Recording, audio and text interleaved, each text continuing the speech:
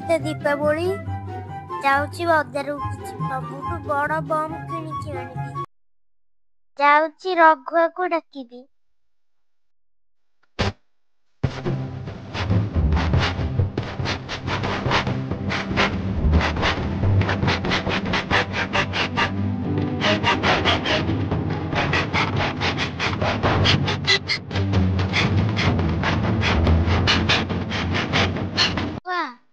ରଘୁଆ ଆସୁନୁ ଯିବା ବାଣ ଆଣିବା।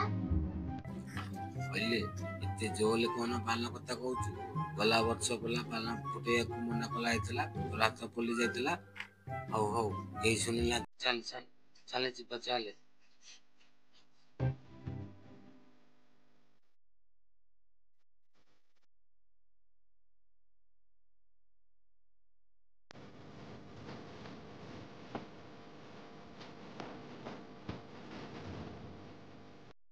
ଓଡ଼ିଆ ଅଙ୍କଲ, ଏଇଟା ତମ ଦୋକାନ? ହଉ ଭଲ ହେଲା ଆଉ ସବୁଠୁ ବଡ଼ ବମ୍ ଦବ, ଯେମିତି ଗାଁ କପିବ। କହିଲେ ପୁଅ ଏଇ ବାଣଟା ନେ, ଏଇଟା ହଉଛି ସବୁଠୁ ବଡ ବମ୍। ୟାଠୁ ବଡ ବମ୍ ମୋ ପାଖରେ ଆଉ ନାହିଁ। ଏଇଟା ଏମିତି ଫୁଟିବ ଯେ ଆମ ଗାଁ ସାରା ବି ପୁରା କମ୍ପିଯିବ।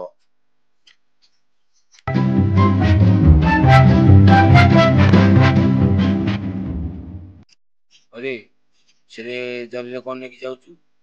ଇଆଡେ ଆଇଲୁ, ମୋର ଆର ବର୍ଷ ମନା କରାହେଇଥିଲା, ହାତ ପୋଡି ଦେଇଥିଲୁ। ଏ ବର୍ଷ ପୁଣି ବାଣ ଆଣିକି ଆଇଛୁ, ତତେ ନା ଦଉଛି। ନାଇଁ ବାପା, ମୁଁ ଛୋଟ ଛୋଟ ବାଣ ଆଣିଛି, ନହେଲେ ରଘୁଆକୁ ପଚାରିବି ନା। ହଉ ଯା ଜଲଦି ଫୁଟେଇକି ଆସିବୁ, ଆଇଲେ ଦୀପ ଲଗା ହବ, ବଡ ଟେକା ହବ। ଶୁଭିଲା ଟି? ହଁ ବାପା, ମୁଁ ଆସୁଛି।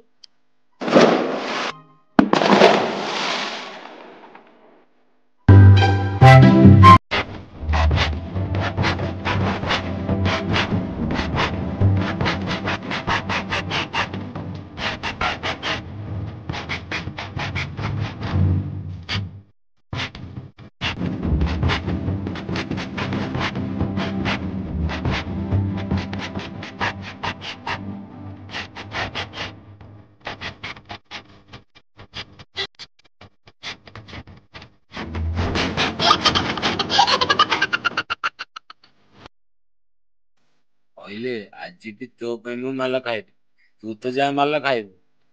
ତତେ ମନା କଲୁ ଯେ ତୁ ସବୁଠୁ ବଡ ବମ ଆଇଲୁ ବୋଲି ଫୁଟେଇବୁ ବୋଲି, ଏବେ ଦେଖିଲୁ କଣ ହେଲା। ହେଲେ ପୁଅ ତୋ ବାବା ଆଇଲେନି, ଆଜି ତ ତୋ ମାଲ ଖାଇବୁ, ମୁଁ ମାଲ ଖାଇବି ଆଉ। ଦୀପାବଳି ଆମର ଆଜି ହବ ଆଉ। ଚାଲେ ଚାଲେ ଚାଲେ ପଲେଇବା ପଲେଇବା, ଆଇଲେ ଆଇଲି। ହଉ ହଉ ଚାଲ ଚାଲ।